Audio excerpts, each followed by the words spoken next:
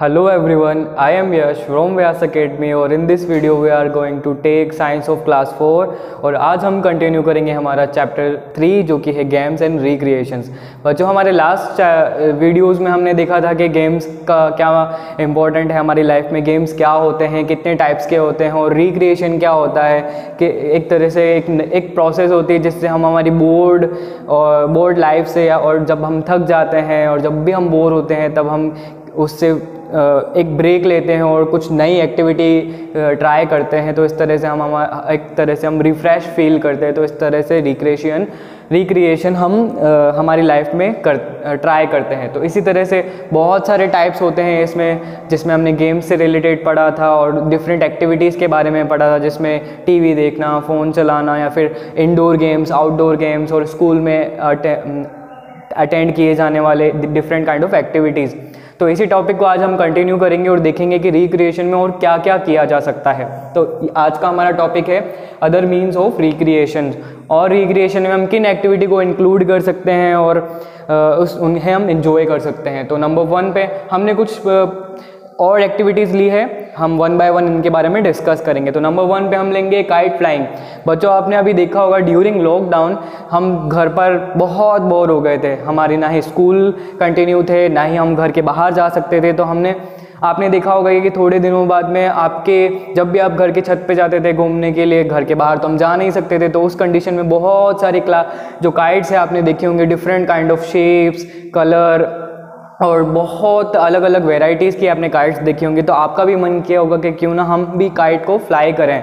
तो ये भी एक तरह से गेम है बच्चों, जो कि बहुत एंजॉयफुल है उसे फ्लाई करना। और फिर जब हम फाइट करते हैं काइट से और जब हम उसे कट करते हैं तो वो भी एक अलग ही एंजॉयमेंट ऑफ द फीलिंग होती है। तो इस तरह से एक पतंग उड़ाना भी बहुत अच्छी रिक्रिएशन की एक एक्टिविटी है।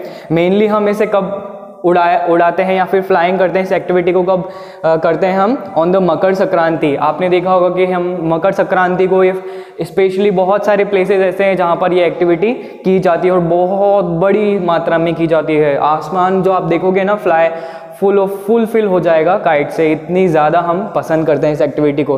नेक्स्ट हम बात करते हैं इंडिपेंडेंस डे। कुछ प्लेसेस ऐसे हैं जहाँ पर इंडिपेंडेंस डे पर भी ये ट्राई की जाती है एक्टिविटी। और अब नेक्स्ट पॉइंट पे अगर हम बात करते हैं तो हमारे पास में है सर्कस। बच्चों आपने सर्कस तो लाइफ में कभी ना कभी देखा ही होगा। ये बहुत एक ऐसा ग्रुप ऑफ में एक तरह से पीपल का होता है कि वहाँ पर बहुत डिफरेंट लोग होते हैं, हर पर्सन का एक अलग काम होता है।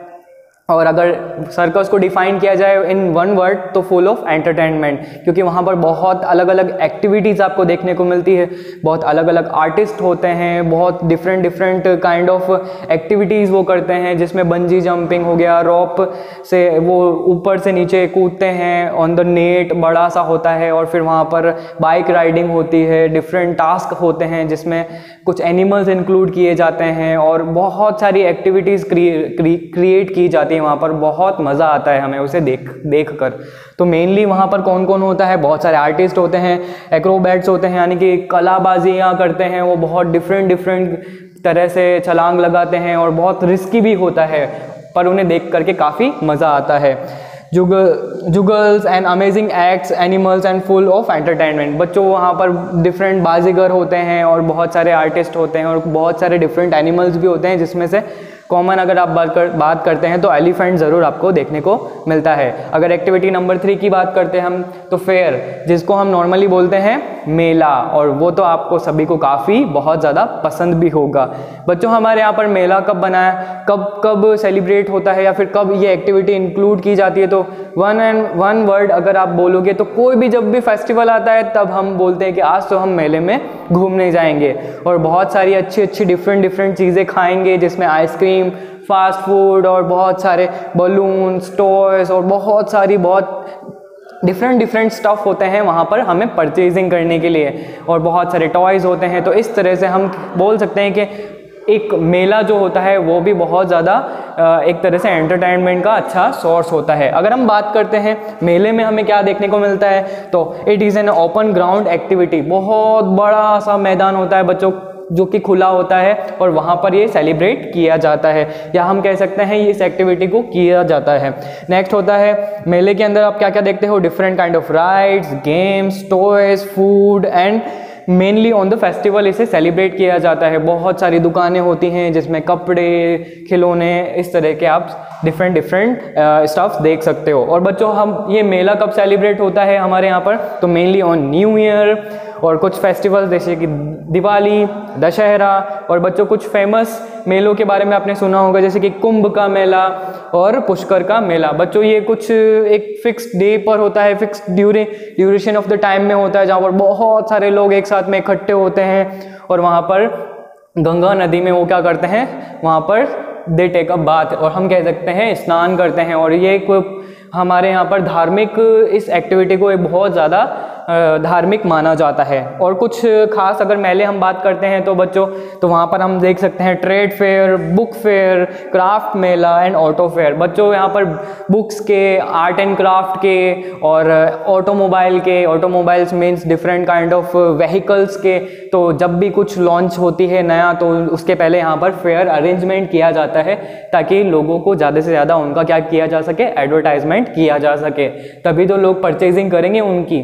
तो नेक्स्ट अगर हम बात करते हैं तो लास्ट एंड फाइनल आज हमारे पास में एक्टिविटी है जो है कि पपेट शो। बच्चों पपेट शो के बारे में अगर बात करते हैं तो बहुत ज़्यादा मज़ा आता है इन्हें देखने में, और अगर हिंदी में इन्हें बात करें तो कठपुतलियों का खेल, जो कि हमें बहुत ज़्यादा पसंद आता है। इस एक्टिविटी में ज़्यादातर क्या होता है, कुछ डॉल्स होती हैं जो कि ह्यूमंस की भी हो सकती हैं, एनिमल्स की भी हो सकती है, और इस तरह से उन्हें कौन कंट्रोल करता है, एक ह्यूमन ही कंट्रोल करता है, चाहे वो मेल हो या फीमेल।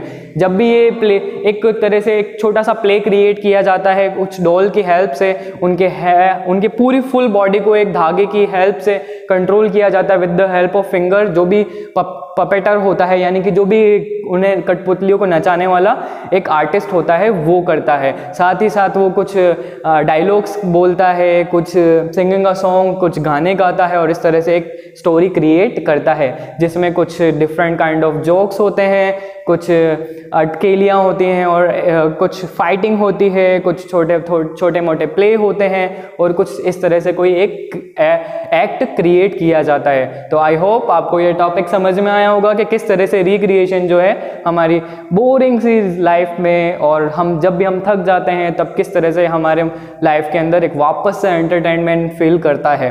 तो आई होप आपको समझ में आया होगा।